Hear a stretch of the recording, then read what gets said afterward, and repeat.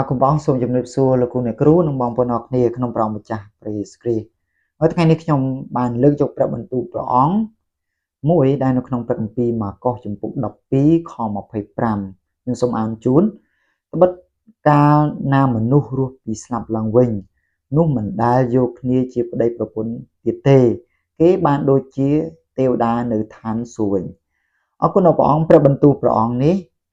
បានបញ្ជាក់ប្រាប់ដល់គ្រឹះបរិស័ទក៏ដូចជាបងប្អូនមួយចំនួនដែលខ្ញុំបានផ្សាយនឹងល្អគាត់បានឆ្ងល់ថាតើពេលរស់ឡើងវិញអ្នកដែលជឿលើព្រះយេស៊ូវទៅនគរឋានសួគ៌តើអាចយកគ្នាធ្វើជាប្តីប្រពន្ធតើអាចបង្កើតកូនបានឬក៏យ៉ាងដូចម្ដេចបាទប៉ុន្តែនៅព្រះបន្ទូលព្រះអង្គនេះបញ្ជាក់យ៉ាងច្បាស់មួយច្បាស់ថានៅពេលដែលគ្រឹះបរិស័ទនៅពេលដែលមានជីវិតរស់ឡើងវិញហើយព្រះអង្គបានលើកយើងទៅឯនគរឋានសួគ៌ជីវិតនៅនគរឋានសួគ៌យើងមានឪពុកយើងតែមួយគឺជាព្រះវរបិតាដែលគង់នៅឋានសួគ៌ជីវិតនៅនគរឋានសួគ៌ពុំមានយកគ្នាជាប្តីជាប្រពន្ធបង្កើតកូនបាននៅឡើយ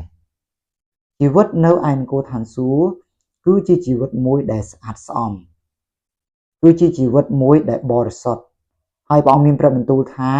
ជីវិតអ្នកដែលជឿលើព្រះយេស៊ូវគ្រីស្ទគឺមានលក្ខណៈដូចជាទេវតាបាទហើយយើងរស់នៅដើម្បីថ្វាយសរសើរដល់ទ្រង់ដល់ព្រះដែលគង់នៅឋានសួគ៌ដ៏បំផុតហើយយ៉ាងដូចនេះហើយសេចក្តីជំនឿដែលយើងជឿលើព្រះអង្គលោកអ្នករាល់គ្នាត្រូវគិតថា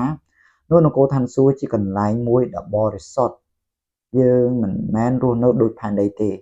ផែនដីជាកន្លែងដែលពុករលួយជាកន្លែងដែលមនុស្សមានអំពើបាបបើសិនបើនៅនគរឋានសួគ៌អាចមាន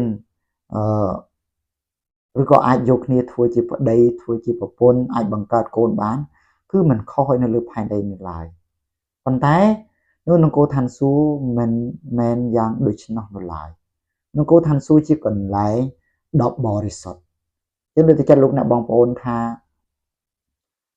ប្រហែលជាមានសាសនាមួយចំនួនគេបង្រៀនថាពេលដែលស្លាប់ទៅហើយគេបានកើតឬក៏គេបានទៅនគរឋានសួគ៌គេអាចយកគ្នាធ្វើជាប្តីធ្វើជាប្រពន្ធមានគ្រួសារមានបងប្អូនយ៉ាងទៅមិនមែនទេបងប្អូនអាចមើលនៅក្នុងព្រះគម្ពីរម៉ាកុសនេះព្រះយេស៊ូវបញ្ជាក់យ៉ាងច្បាស់ថាអ្នកដែលយល់យ៉ាងដូច្នោះគឺច្រឡំធំហើយបាទអញ្ចឹងបញ្ជាក់ម្ដងហើយម្ដងទៀតថា